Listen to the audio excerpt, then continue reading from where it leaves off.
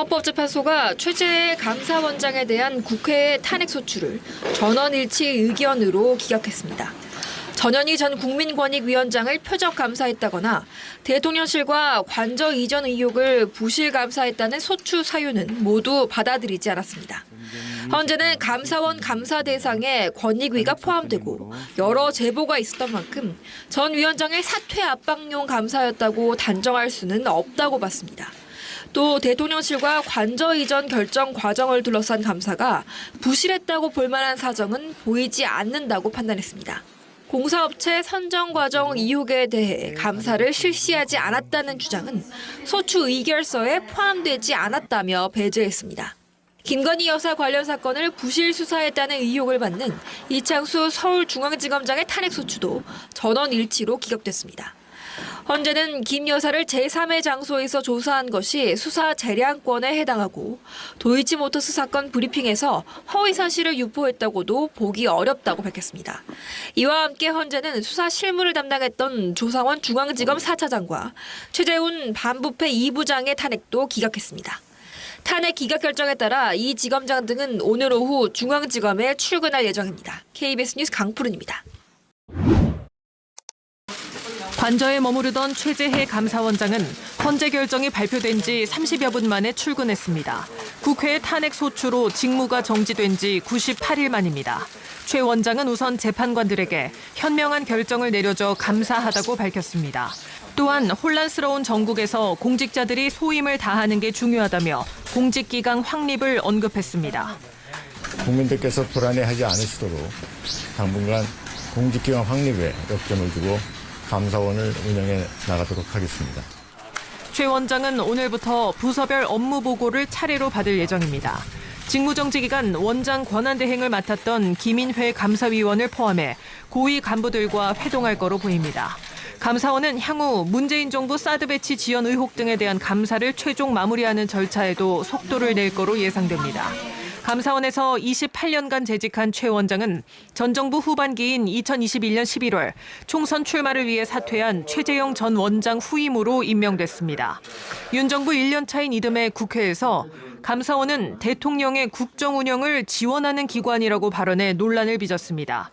이후 지난해 12월 국회가 대통령실과 관저 이전 관련 부실 감사와 전 정권 표적 감사 등으로 탄핵 소추하자 자신에 대한 탄핵 사유는 사실이 아니거나 왜곡됐다고 밝혀왔습니다. KBS 뉴스 신지혜입니다.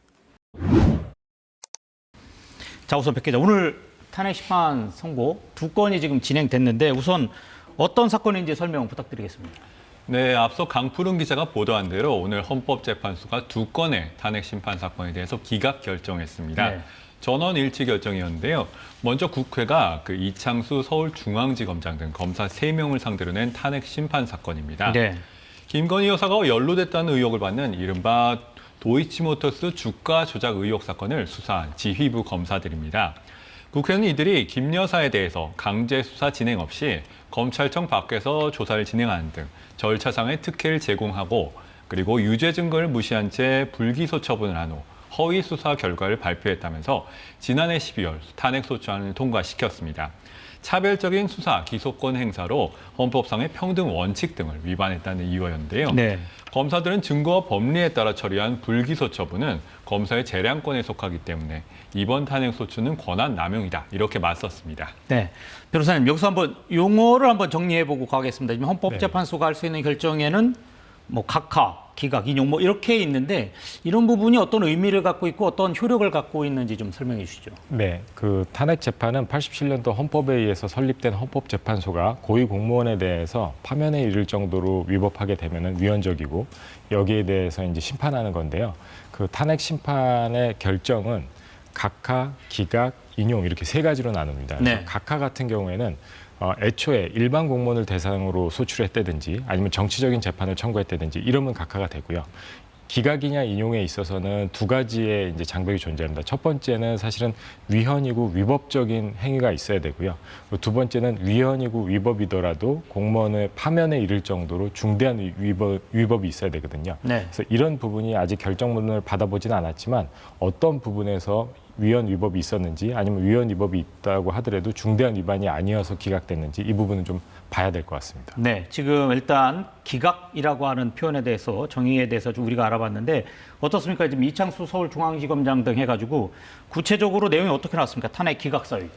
앞서 말씀해 주신 것처럼 수사 과정에서 헌법과 법률을 위반했는지 그리고 이 위반을 했다면 그 위반이 중대한지 그 두 가지 요건이었는데요. 네. 아주 쉽게 요약하면 헌법과 법률 위반에 이르지 못했다는 것이었습니다.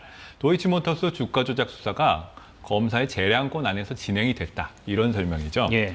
검사들에 대한 탄핵 사유는 크게 두 부분으로 나뉘는데요. 먼저 도이치모터스 주가 조작 사건에서 김건희 여사에 대한 수사 과정 부분, 그리고 소위 허위 브리핑을 했다는 부분, 그렇게 두 가지입니다. 김건희 여사에 대한 황제조사, 이른바 황제조사 논란이 있었는데 경호상 어려움, 현저히 곤란한 사정이 있다면 다른 장소에서 조사할 수 있다. 그래서 부당하게 편의를 제공한 재량권 남용이라고는 볼 수 없다고 설명을 했고요.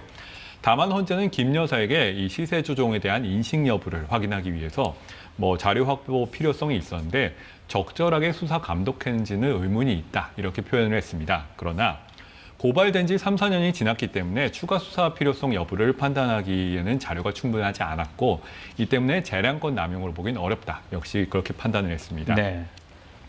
이른바 허위 브리핑 의혹에 대해서도 허위 발언의 고의를 인정할 수 없다면서 법률 위반은 아니라고 봤습니다. 네. 지금 나머지 사건 최재 감사원장 탄핵 심판 사건인데 이 사건 내용 설명해 주시죠. 역시 지난해 12월에 국회가 탄핵 소추한 사건입니다. 네. 감사원장에 대한 탄핵 사건은 이번이 처음인데요. 크게 사연 4가지였습니다. 첫 번째로 감사원의 독립성을 훼손했다. 두 번째로 국민권익위원회 위원장에 대해서 부당한 감사를 했다. 세 번째로 감사원장으로서의 의무를 위반했다. 네 번째로 국회 자료 제출 요구에 응하지 않았다는 것이었는데요. 구체적으로 기각 사유를 다 들어보면은 첫 번째, 그 감사원의 독립성 위반 부분이었습니다. 네. 이른바 국정지원기관 이 발언 등인데요. 헌재는 감사원이 대통령의 국정 운영을 지원한다고 한 최재 감사원장 발언에 대해서 감사원의 성실한 감사를 통해 원활한 국정 운영에 기여한다는 뜻으로 읽을 수 있다. 이렇게 해석을 했습니다. 예. 소위 독립성, 중립성을 포기하고 편향적으로 감사를 진행하겠다. 이렇게까지 보기는 어렵다는 것이었죠. 두 번째로 감사원장이 권익위원장, 복무감사를 한 것에 대해서는 이 전산부서에 대해서 주심위원 열람 없이 감사 보고서 시행이 가능하도록 시스템을 수정했는데 이 부분은 국가공무원법 위반은 맞다. 그러나 이 정도가 직권남용 등 형법 위반에 이를 정도는 아니다고 결론을 내렸습니다. 네. 세 번째로 대통령실 관저감사나 서해 공무원 피격사건 감사도 위법한 것은 아니라고 봤고요. 네 번째로 국회의 자료 제출 요구 거부 부분인데 최 감사원장은 법제사법위원회 국정감사에서 회의록 열람을 거부를 했는데 이 부분은 국회 증언감정법 위반은 맞다고 봤습니다. 다만 감사위원회의 비공개 원칙 등을 감안할 때 감사원장이 법질서를 무시하거나 이에 역행하고자 하는 의도는 없었다. 이렇게 해석했습니다. 오늘 선고 있었는데 어떻습니까? 최재 감사원장이나 이창수 서울중앙지검장 등 이제 검사들 어떻게 헌재에 출석을 해서 이 내용을 확인한 건가요? 그렇지는 않았습니다. 양쪽 다 출석은 하지 않았고요. 네. 최재 감사원장 같은 경우에는 출석을 하지 않았고 결론에 따라서 관저에 머물다가 감사원에 출석을 했습니다. 네. 바로 직무에 복귀한 것이죠. 여기서 앞으로 업무에 복귀해서 이 공직기강 확립에 힘쓰겠다 이렇게 발언을 했고요. 이창수 중앙지검장을 비롯한 검사들의 경우에도 오늘 선고에 직접 모습을 드러내진 않았습니다. 네. 다만 이창수 지검장의 경우에는 오늘 오후 1시 30분 정도에 중앙지검에 출근해서 아마도 약간의 입장을 밝힐 것 같습니다. 일단 재판관 전원 일치로 기각 결정을 하면서 지금 이 사건은 지금 마무리가 되고 있는 모습이고 지금 중요한 거가 이제 윤석열 대통령에 대한 탄핵 심판 선고 이 이야기입니다. 지금 이전에는 이게 언제쯤 탄핵 선고가 있을 것이다라고 하는 예측이 굉장히 많았는데 이번 주는 좀 어려울 것 같다. 결국 이렇게 되면은 좀 미뤄지는 것 아니냐 이런 이야기 계속 나오고 있습니다. 그렇습니다. 원래는 법조계에서는 14일, 그러니까 내일이죠. 금요일에 선고가 이뤄질 거라는 예측이 상당수였습니다. 네. 왜냐하면 노무현 전 대통령이나 박근혜 전 대통령 사건 같은 경우에도 전부 금요일에 결정을 했기 때문이었거든요. 그런데 지금 오늘, 그러니까 최재해 감사원장과 그리고 중앙지검장 등 이렇게 탄핵 사건 선고가 있으면서 연달아 선고를 한 적은 없었기 때문에 네. 내일 가능성은 좀 낮아진 것 같다. 이런 예측이 또 나오고 있습니다. 네, 그렇군요. 그래서 선고 기일 역시 평의가 결정할 사항인데요. 이 때문에 헌재는 거의 매일 평의를 열고 있는데 다만 오늘 통보를 하고 내일 선고하는 경우도 배제할 수는 없기 때문에요. 네. 일단 다음 주로 넘어갈 가능성이 좀 상당히 높아졌다는 것은 사실이지만 아직 내일 선고가 이뤄질 가능성도 있다. 이렇게 설명을 드릴 수 있을 것 같습니다. 네, 그렇군요. 변호사님, 지금 방금 백 기자가 평의, 평결 이런 표현을 쓰면서 이제 선고 이야기를 했는데 어떻습니까? 이게 헌법재판소가 선고에 이르기까지의 과정을 설명해 준 것 같은데 평의, 평결 어떤 내용이 있는지 설명해 주시면 고맙겠습니다. 네, 이거는 이제 헌법 재판 절차 중에서 탄핵 심판 절차에 있는 그 부분을 말씀을 드리면요. 네. 사실은 탄핵 심판은 국회에서 법사위원장이 소추 의결서를 헌법재판소에 접수하면서 사건이 시작되고요.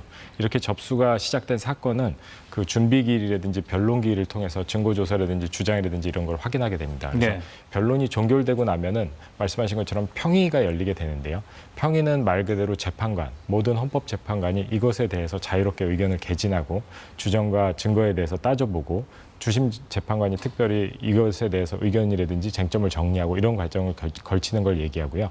이러한 평의가 종결되는 것, 꼭 평결이 뭐 투표라든지 이런 게 아니라 변론 종결처럼 평의가 종결되는 걸 평결이라고 하는데요.